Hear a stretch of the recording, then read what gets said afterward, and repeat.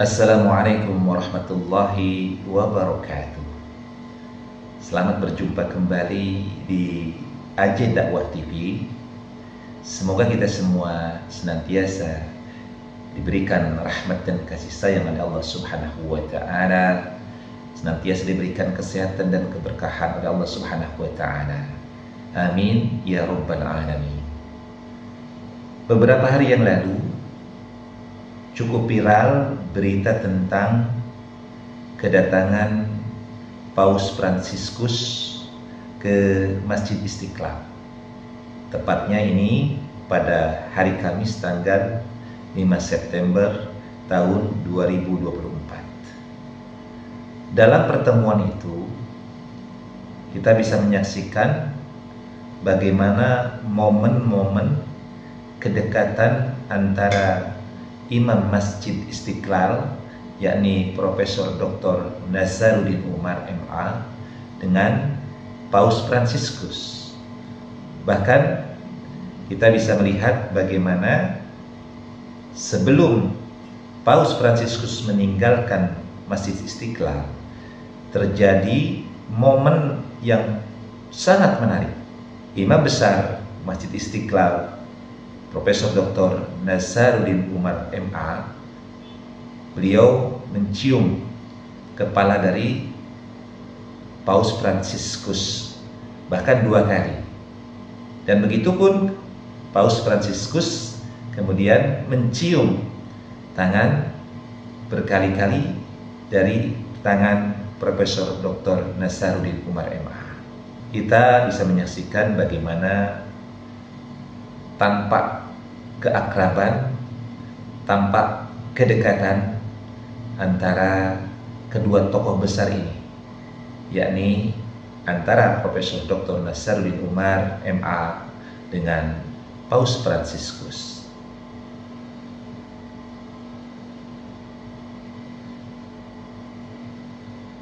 Lalu masyarakat Indonesia, khususnya masyarakat Muslim, muncul pendapat-pendapat yang ada mengatakan diantaranya mereka cukup optimis, cukup mengapresiasi toleransi yang dipertunjukkan oleh kedua tokoh ini, terutama toleransi penyambutan, sikap yang penuh dengan keakraban dan kekeluargaan yang ditunjukkan oleh Profesor Dr. Nazaruddin Umar MA.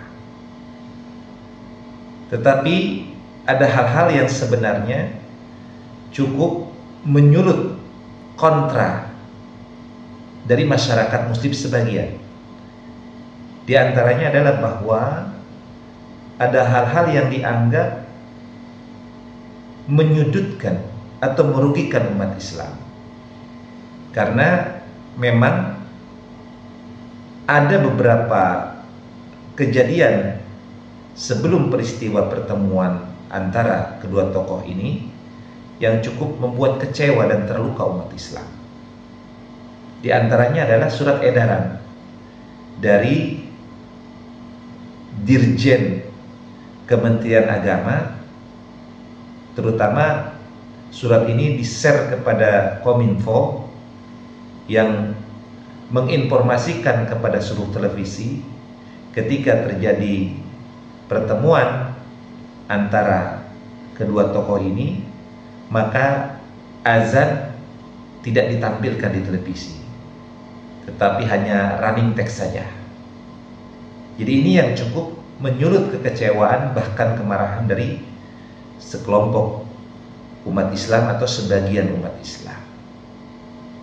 Dan memang tentunya secara pribadi pun Al-Fakir cukup kecewa dengan langkah yang diambil oleh Kementerian Agama dan juga Kementerian atau Kominfo. Karena seharusnya kita yang mayoritas tidak melakukan itu. Dan saya yakin pun Paus pun tidak merasa terganggu dengan berkumandangnya azan baik secara langsung di masjid-masjid maupun di televisi. Nah, ini sesuatu yang menyakitkan dan melukai umat Islam. Dan bahkan kalau kita lihat pada saat acara pertemuan itu, ketika dibacakan ayat suci Al-Quran oleh seorang qori yang suaranya sangat merdu, seorang qori yang hafidhul Quran, seorang perempuan tunanetra yang membaca Al-Quran yang begitu indah, terlihat Paus Fransiskus dia mendengarkan dengan seksama, dengan mendengarkan dengan secara luar biasa, menghormati pembacaan ayat-ayat suci Al-Quran. Jadi memang langkah yang diambil oleh Kementerian Agama dan juga Kominfo, Kementerian Informasi, ya, Kominfo, ini cukup menyakitkan, bahkan sangat menyakitkan dan melukai hati umat Islam. Nah, untuk itu, untuk meluruskan bagaimana sih sesungguhnya toleransi itu, apakah sikap penyambutan Imam Besar Profesor Dr. Nasaruddin Umar MA terhadap kedatangan Paus Fransiskus dan penyambutan yang begitu hangat, begitu dekat, begitu akrab ini adalah merupakan toleransi yang dibenarkan secara syariat atau berlebihan. Maka untuk mencari kejelasan itu, kita akan mendengarkan beberapa pendapat dari para alim ulama. Di antaranya pendapat dari Profesor Dr. Quraish Shihab MA, dan juga kita dengar dari pendapat Buya Yahya serta Ustadz Adi Hidayat dan Ustadz Abdul Somad. Untuk lebih lengkapnya bisa kita saksikan dalam video berikut ini. Menurut Profesor Dr. Quraish Shihab MA, inti dari toleransi itu adalah menghormati pendapat, sikap, dan ajaran orang lain yang berbeda dengan kita.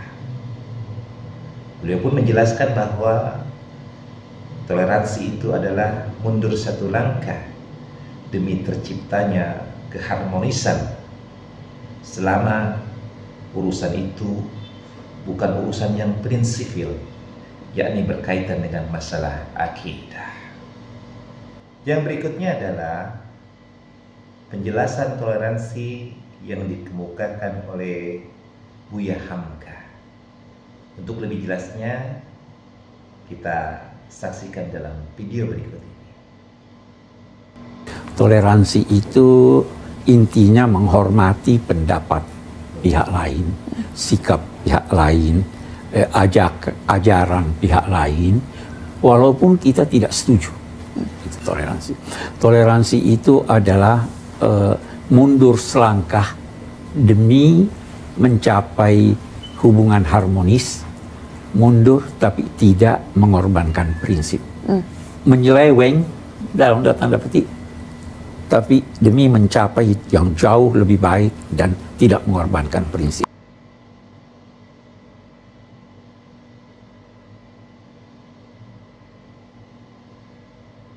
Toleransi itu begini, Anda tidak boleh memaksa orang lain untuk mengikuti Anda dalam urusan-urusan Anda. Itu kan toleransi. Makanya kalau kita hari raya Idul Fitri, Anda jangan paksa orang Kristen, orang Hindu untuk hari rayaan Idul Fitri. Jangan dipaksa. Lalu jangan Anda berkata, Anda tidak ucapin selamat, tidak toleransi. Anda salah. Toleransi itu di sini. Karena ini adalah bertentangan dengan keyakinan. Jangan dipaksa mereka mengikuti keyakinan kita.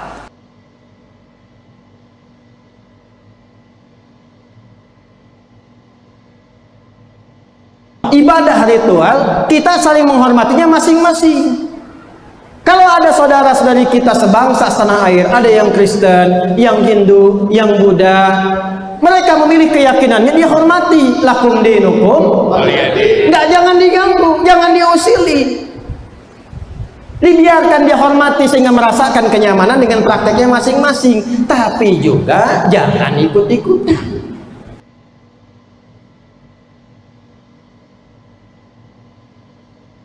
Dalam masalah ibadah. Kita tidak boleh ikut-ikutan dalam masalah ritual, nggak boleh.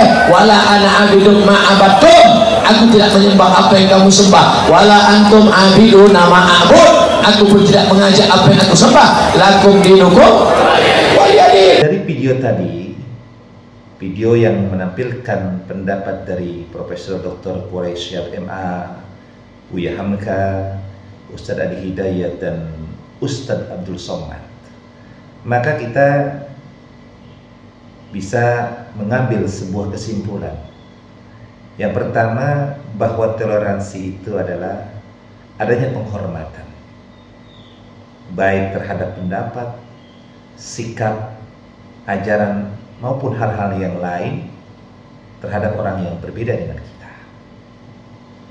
Lalu toleransi pun adalah bahwa tidak boleh mencampur adukan dalam masalah akidah,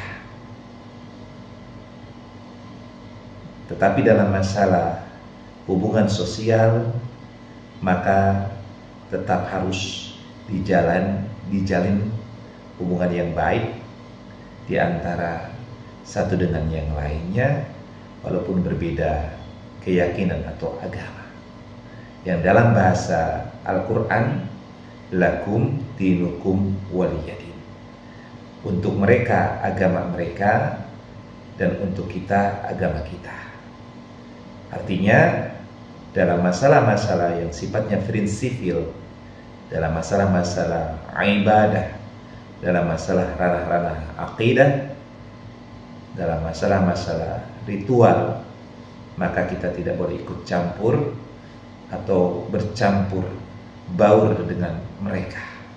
Tetapi dalam masalah-masalah kehidupan sosial kita bermasyarakat, maka kita tetap harus saling menghormati, bahkan saling peduli antara satu dengan yang lainnya, walaupun berbeda agama dan keyakinan. Mudah-mudahan apa yang disampaikan dalam video ini bisa bermanfaat, khususnya untuk al-fakir, umumnya untuk kita semua. Semoga Allah Subhanahu wa Ta'ala senantiasa menjaga diri kita, keluarga kita, masyarakat kita, bangsa dan negara kita, negara Republik Indonesia yang kita cintai ini tetap dalam satu kesatuan, menjadi negara yang damai, yang tentram, yang senantiasa diberikan keberkahan oleh Allah Subhanahu wa Ta'ala. Amin ya rabbal alamin. Semoga bermanfaat. Usikum wa nafsi bittaqwallah. Assalamualaikum warahmatullahi wabarakatuh.